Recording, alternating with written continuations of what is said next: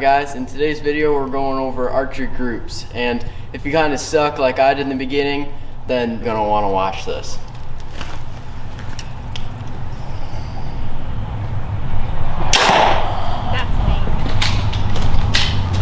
Alright, so the first part of this does not start with the bow. This actually starts in your shop, basement, wherever you got for your gym. So you really have to work your muscles when you're drawing your bow, and when you're steady, that's a really key factor. So you're working your back muscles here, and you want to work your side muscles, because this shoulder is going to wear out fast, especially if you have a higher poundage bow. It's going to wear out faster with more weight on your bow. If your bow is heavy, you're running a heavy setup, that's also really going to help. So first one here is you want to get a nice solid bench rest, and then you're literally like you're drawing your bow, take it up straight, and then you're really working these key muscles here. So when you're drawing, so take it up straight and really try to pinch with your back,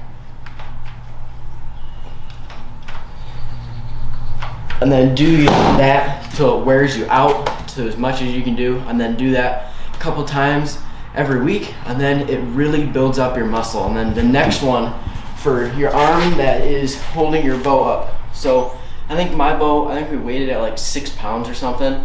You don't have to go crazy on weight when you're doing this, but you want something that's really gonna work it, because when you're shaking side to side, you can't get a good accurate shot. So for one, second workout is this. You're gonna take it and you're just gonna do slow movements side to side. Slow movements side to side.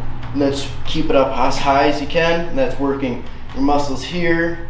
You can see your muscles right here, and you want to be able to keep it doing this. So it is really tough, but once you build up this muscle, you'll become a much better shooter. So I did this for a week straight, did a test, did it for a week straight, and it actually super improved. When I hit that back wall, it was firm back wall. There wasn't no mushiness, it was just bam, you were there. You were able to get on target and have a nice consistent group. So let's step out to the range and I'll show you guys part two. Here we go. Alright, here's the second part of, we're actually not shooting yet, but this really helps stabilizers. So a lot of guys run a back bar coming off like this, which is great, but it adds more weight, which is gonna make you more shaky. So Podium Archery has this aluminum bracket which bolts on right to your stabilizer, but it's offset. As you can see, it's offset to the bow about, I don't know, 3/4 of an inch, and then it bolts in back here. Now this is not the Podium aluminum one, this is a custom one that I've made just because I'm a cheapo, so there you go.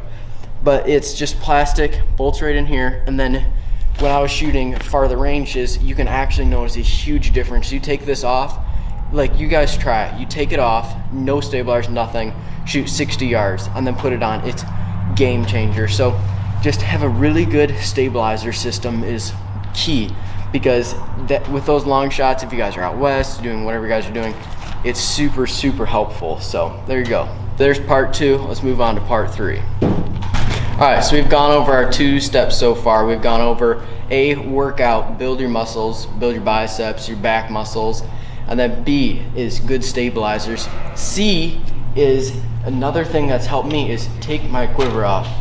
That just eliminated a bunch of weight from the bow. That just eliminated probably a pound or so.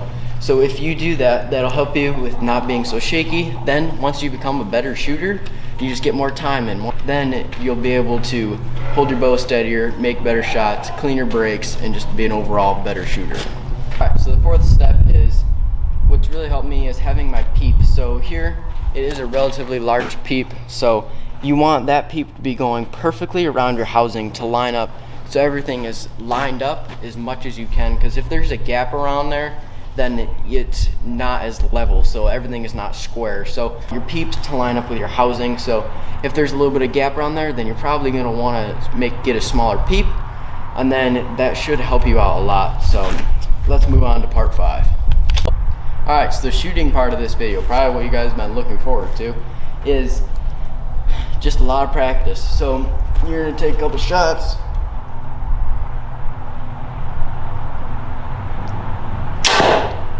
Okay, now after you do a lot of practice, use the steps that I've given you, you should become a better shooter. So it's just a lot of repetition, and like all summer long, deer season starts in 1st of October for us.